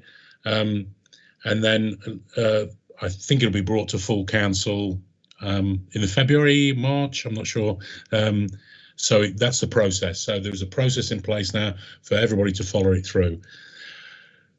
Now we go to agenda item number 10, which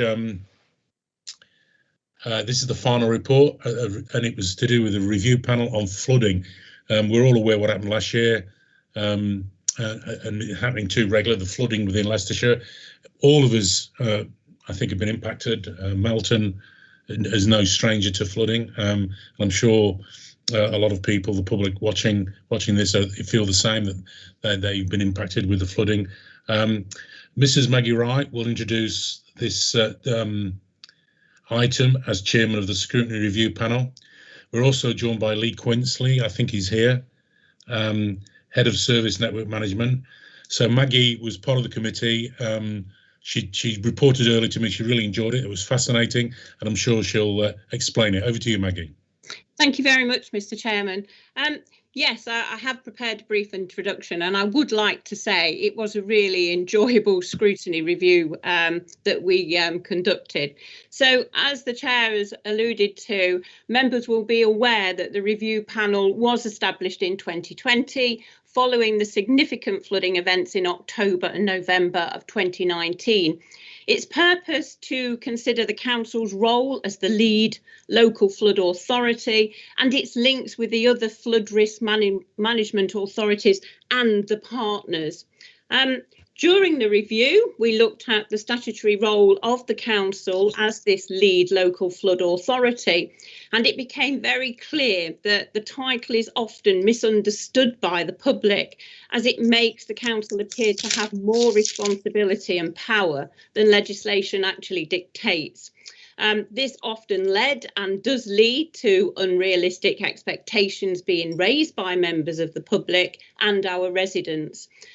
Ultimately, while the authority can conduct Section 19 investigations into flooding and identify those who may have a role in a flooding incident, the council can only coordinate and work with those partners to encourage those who are responsible to actually implement an appropriate solution. As part of the review, we held 5 meetings, which included interesting and very enlightening presentations from our officers and partner organisations. We learnt a lot about our own highway team and their responsibilities, and we heard from Severn Trent Water, the Environment Agency, and the local Resilience Forum, district and residents. Residents provided us with some really good examples of partnership working and also highlighted where improvements could be made. It is acknowledged, therefore, that there are difficulties due to the different priorities and the budget constraints that do exist. During the review, interestingly, the government announced a 200 million additional funding for the Flood and Coastal Resilience Innovation Programme, 150 million of which will be handled by the Environment Agency. While we were pleased that the flood management risk team are looking at where innovative approaches can be made to manage flood risk, and improving resilience, such as natural-based flood solutions, it is clear that this funding spread across 25 local authorities is a drop in the ocean. Even with significant sustained long-term investment in flood management by government, the council and other risk management authorities and partners, not all flooding can be prevented or even mitigated against.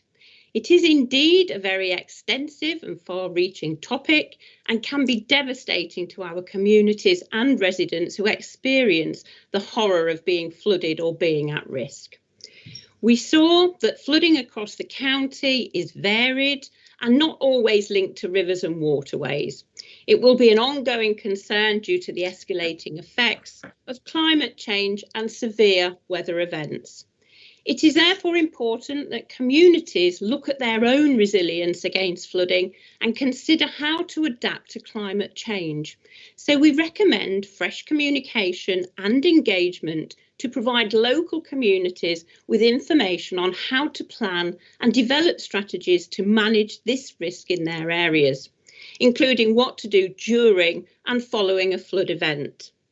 We also feel it is important to target communities who have never experienced flooding.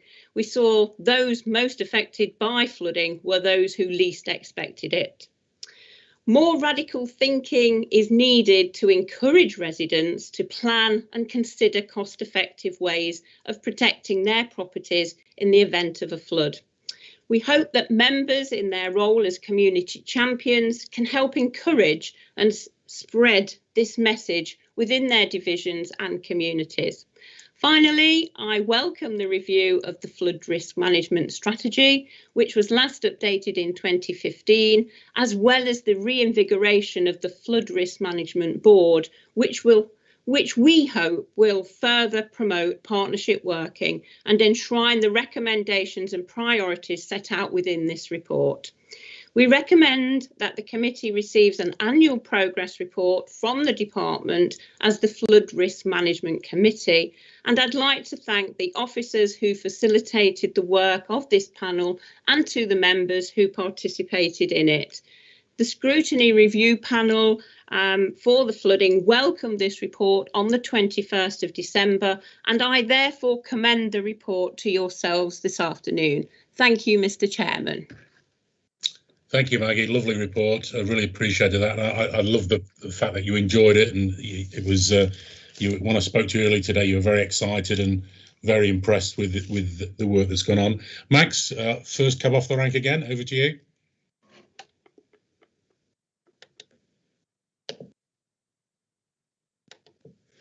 Thank you, Chair. Sorry about the delay, and thank you very much, Maggie, for an excellent summary. And I think a lot of skills gone into the report.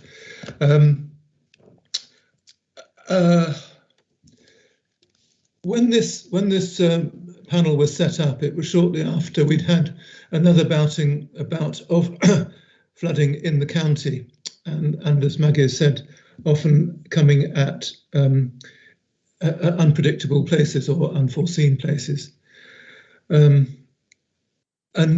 I think there was an outcry at the time for three reasons, really, to have a close look. One was about more frequent flooding that we are experiencing in the county. There was also some concern about development, perhaps in floodplains occurring, which was exacerbating the situation or putting it at greater risk. And thirdly, people were talking about drainage coming out of good, well-maintained or new drainage channels into what they called Victorian drainage systems in the centre of towns. And it's a bit unfortunate for the reader, such as myself, really not to find answers for those. But I guess the answer for those problems is in better communication, and that seems to me the best thing that's come from the report. There's a lot of recommendations about continuing to do things, which is a good sign because it tells us that we're doing the right thing. But communication and I think more realistic information, perhaps. Maggie talked about unrealistic expectations of the service because we can't hold the waters back like King Canute. Understood, but more realistic information, as the report suggests, will be helpful. There was one particular question that sprang up when I read it, and I can't quickly locate it, but the officers might be able to help. I don't know. And that is, there was a suggestion that we're short-staffed in the part of our organisation that deals with flooding.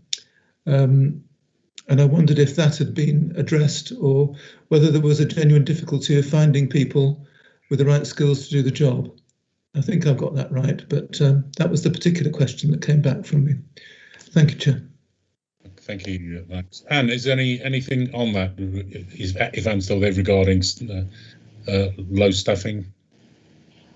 Yeah, I could just add to, we have over, and my colleague Lee Quincy might want to come in as well, because that team comes under his remit.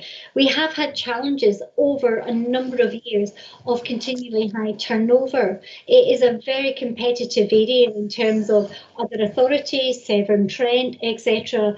Good, flood engineers, drainage engineers are in high demand. So, we have suffered from that. We have also been carrying a number of vacancies for a few years, because it is difficult to recruit to. Private sector comes along and often people are off to them because they could get, the reality is they get better packages. So it has been a challenge. So, it's partly we've had high turnover because it's a very competitive market, and just getting the right people with the right skills. We're continually, however, recruiting, and we have had some recruitment recently. So, we are very aware of that. We do a fair bit of targeted recruiting to try and deal with that. And we do bring in some consultancy support from time to time as well.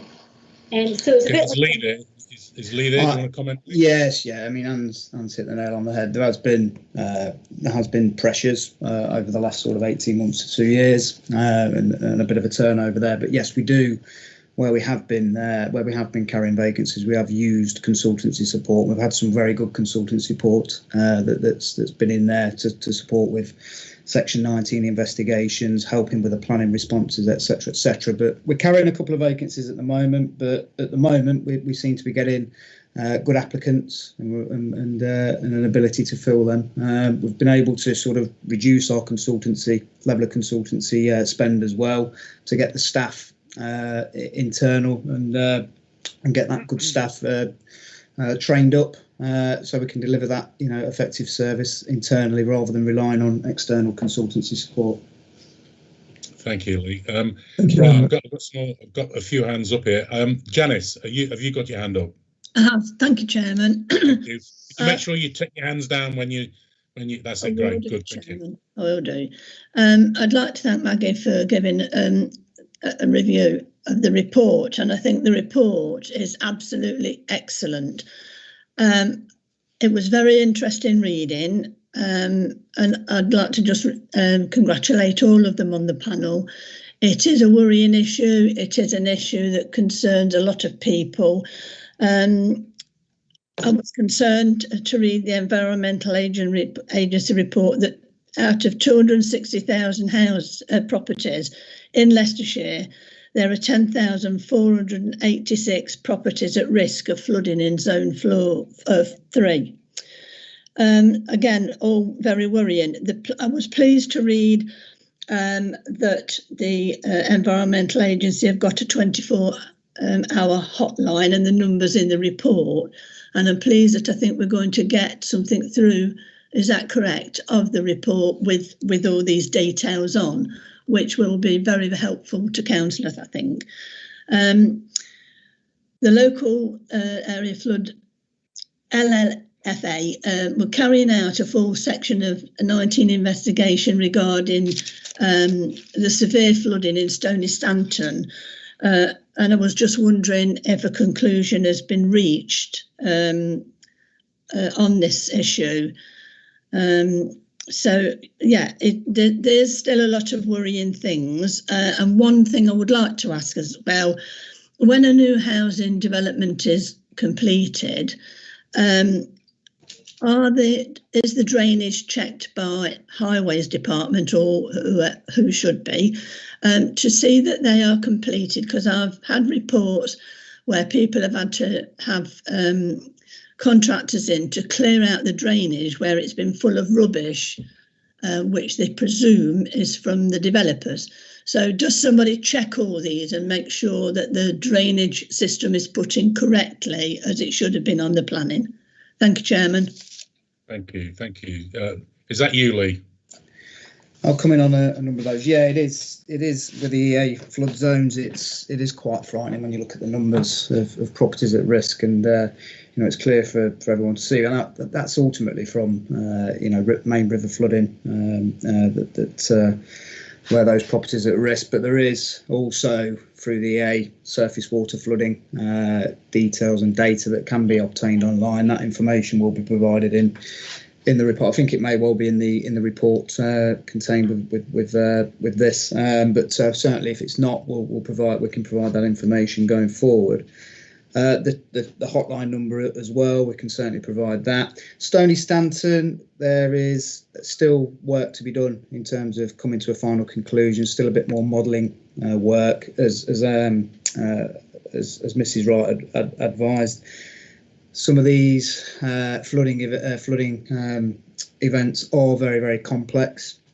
Could involve a multitude of issues on various risk management authority systems, Severn Trent systems, Environment Agency systems, our own highway drainage systems, riparian ownership responsibilities, private drainage, etc. So once you start investigating these things, it can be quite complex, and one connects into another, etc. And it really becomes quite a minefield. But it needs specialist experts that can model these things and hopefully can home down into a conclusion and hopefully find a resolution and drive forward some alleviation suggestions and improvements to try and mitigate that in the future. With regards to developments, clearly with regards to any development, it's the local planning authorities that are responsibility for approving those applications, and they will take our comments or the LLFA comments on board in terms of making those decisions. But ultimately, when the development starts, it will be with regards to any connections onto existing systems, generally surface water will be either connected into a water course, and our infrastructure planning team will deal with the consent aspect of that. But if it's going into a Severn Trent system, then it will be Severn Trent Water Limited that will be responsible for obviously ensuring that the system's clear that's being connected into. They'll do the inspections and make sure that there's a specific agreement for that connection put into place before it's eventually adopted by Severn Trent, if that is the case. Thank you, Lee. Thank you. So can I just ask through the chair, will we get that report on Stony Stanton when it is finalised then, please? Mr. Maggie? Chairman, if that is actually my division, so I know I have a close interest in this report, and I've been told it's been due probably by the end of February, but highways teams are doing an extensive amount of work on that area at this present time. So it is imminent, Janice, and it is ongoing. Thank you very much for that. Thank you very much. Thank you, Maggie. Sorry to be a pain to you. Can I just Xena? Well, standards. If you can't find her, could you just try and put us through to trading standards, please? No, unfortunately, I haven't. I've got a phone number for her. Ozzy. She's rang me this afternoon. Ozzy, we can hear you. Could you turn the microphone off?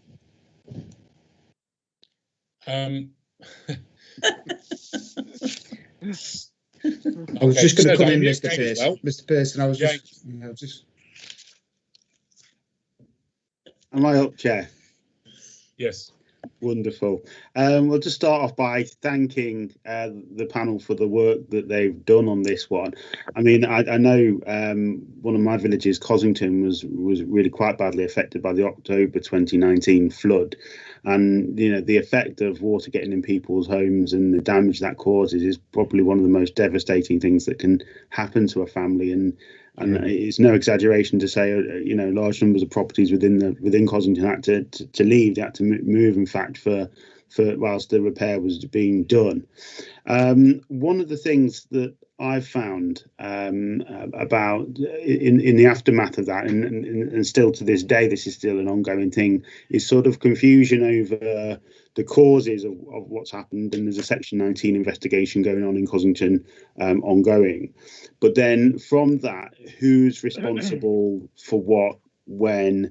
And that's confusing to me, and I know it's confusing to the residents as well, and something that's come out of the investigation. I appreciate what I'm about to say is maybe simplifying it beyond reason, but would it be possible, once the Section 19 investigation is complete, to have an action plan? So this was the causes of the flood, the likely causes of the flood. These are the recommendations that we feel will mitigate, as far as it's possible to mitigate, the flood's risk. And then from that, actually say A, B and C recommendation of the responsibility of Severn Trent, for example, you know, D, whatever is highway, just so that effectively you can go through and almost on like a tick box exercise, you can say, well, A, B and C has been done. Yeah, well, actually, we're still waiting on D, and that's Severn Trent. So let's go to Severn Trent about that one, if you see what I mean.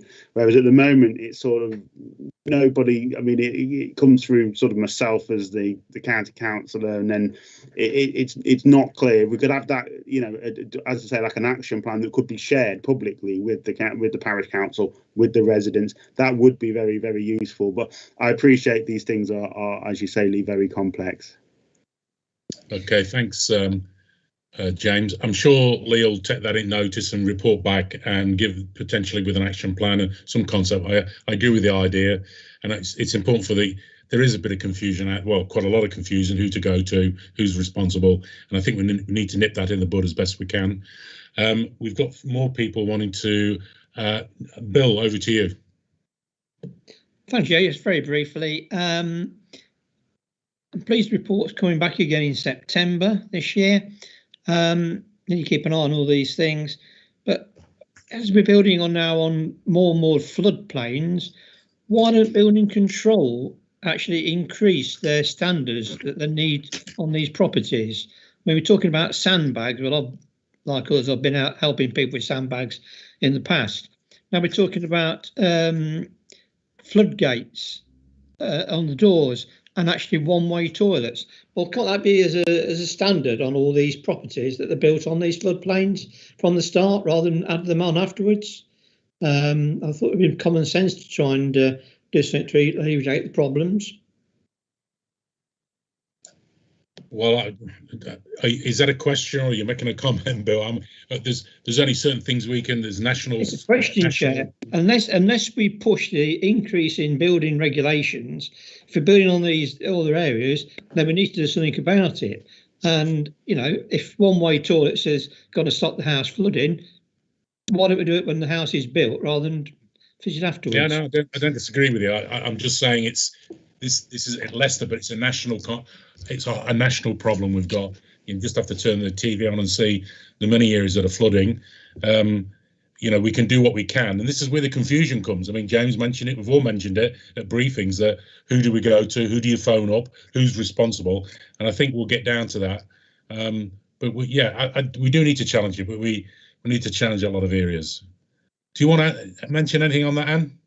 Yeah, Chair, I was just going to say, you know, I wouldn't disagree at all, but obviously, you know, it's for national regulation and guidance, and then, you know, that's interpreted by the local planning authority, which is the district council. They do the building regs, and equally they are working to national guidance in terms of planning as to whether they're allowing housing or not, including on floodplains or not. So I wouldn't disagree. It would be far better if we didn't build there in the first place. And then, you know, often, you know, when Lee and his team do the investigations into flood, in some instances, there's absolutely nothing any of the flood risk agencies can do about it. So what we would recommend in those things is the houses put in personal level, property level protection, you know, for their, so it's exactly the type of thing you're saying. So, you know, we need to get wiser as a country. I wouldn't disagree at all in terms of what building you build, and then, you know, when people are retrofitting and doing works to their housing. But, you know, as the Chair's alluded to, it's something for a national discussion that's not within the gift of the County Council, unfortunately. But we still keep an eye on it, and Bill's right. But we've got some influence, but not a lot when it comes to national stuff. We've got to be careful, but we don't take our eye off the ball. David. Yes. Yes. Thank you, Chairman. I shan't add too much. It's only to add it was a pleasure to be on this panel. I've noticed it hasn't stopped raining since we started the series. What is encouraging, and I think the way we tackled it was encouraging. Maggie did a wonderful job in chairing it. Little G is interesting because I think that will pave the way, I hope, to better cooperation between the county and districts over planning applications, because of the risk of building on floodplains. But I think it's been a very sensible discussion we've had this afternoon, and I'm sure that those who return to the County Council will be able to work on this when this panel reconvenes later in the year. Thank you, Chairman. I've got two hands up that I don't recognise again because I've got no photos, which is something I think we need to. MH. Mr. Chairman, I've had my hand up for a long time. Yes, sorry, Dan, I've got you because I haven't got your picture. Then I can't. Over to you, Dan. Thank you very much. Like many others, I'd like to thank Maggie for not only introduction this afternoon, but also the way she chaired the whole of that group of meetings for us. It was first class. I think all of us took something away from it, and it's really important. My area of Appleby Magna has suffered enormous amounts of flooding and damage to homes. But when you look at riparian ownership, and I've got a brook through my area, and people very happily trim the hedges and drop whatever into the brook, and the whole thing has knock-on effects where parishes don't do any maintenance, the district council did, and then it didn't. So you can see there's a lot of things. I can say now that there's a farmer kindly gave a field to the village further upstream. So now we've got somewhere for water to flow. Farmers have gone all the way downstream, pulling huge logs out, which obviously you needed heavy equipment to deal with. So it is a sense of understanding the whole thing. Talking to a senior Severn Trent engineer, he was explaining where I had a flood in a different area in Northwest, where the manhole covers were up in the air and everything. They had 100 years flood twice in about 7 or 8 weeks. So I said, well, what on earth's all that about? Well, we're holding water underground. So there's lots of permutations and complications in all of this, because clearly if they've not got capacities in their pumping stations, it does add to the problem. And if they've got old pipework where surface water does drain in, then it adds more pressure to them and more problems. So we've come a long way, and I think it's fantastic. There's a lot for us all to learn, but I think one of the messages was to talk to our parishes and say, look, go walk around, have a look, be prepared for these things. Don't just sit back and wait till the water's on knee level. Take some responsibility, because it's got to be this team coordination and work. So we've got flood teams now around Northwest Leicestershire, and these are people who live in those areas who are now taking on this responsibility. So I think that's excellent. So, and I'd like to thank all the officers who served that committee throughout. It was first class, and we did have Severn Trent and others turn up, and a really first class team of officers, and they went out of the way to try to help and inform, which I thought was first class. Thank you, Mr. Chairman. Thank you, Dan. I'm sorry for keeping you waiting. It was difficult to, without the photograph, etc. But I did have a list, and you. Thank you. I did get you in the end. I've got one more. MP, another MP. Is that Trevor? Trevor? No, I think it's myself, Alan. And with your permission, I know I'm not a member of your panel, but I am a lead member that's been invited to the meeting, and I have an interest. Obviously, with regards to the flooding agenda, because the environment portfolio places strategy to try and do what we can in Leicestershire and contribute towards the national mission to reduce CO2 emissions, which arguably is one of the causes of more frequent causes of flooding. Can I just raise two issues? Firstly, can I just say well done to Maggie. I think she's done a brilliant job with this report, and I'm most impressed with all the recommendations that have been put to the panel. All of them I support on a personal level. The second point I want to raise is this. The reason we're talking about flood management here at the County Council is because the Act of Parliament, the Water Management Act 2010, places the responsibility upon the local lead authority, and we are designated the local lead authority to investigate incidences of residential flooding. But there's a big flaw within the current Act of Parliament and the legislation as it stands, and that is we can conduct all the Section 19 investigations we like, but we haven't got any teeth. We cannot compel water management agencies and other bodies to do something about the causes of flooding. We can only recommend. So it might be through your chairmanship that the panel also makes a couple of other recommendations. Firstly, on the annual report that comes back to you, you might want to know how many of those flood management agencies and water management agencies have actually committed to actions that you've recommended within the Section 19 reports, and how many of them have been discharged each year.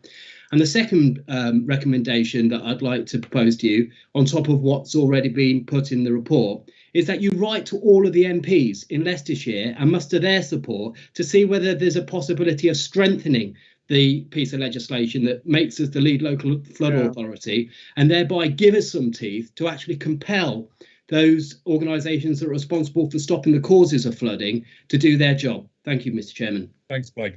Well, I think that's a great point. Let's get the lead, the cabinet lead, Trevor.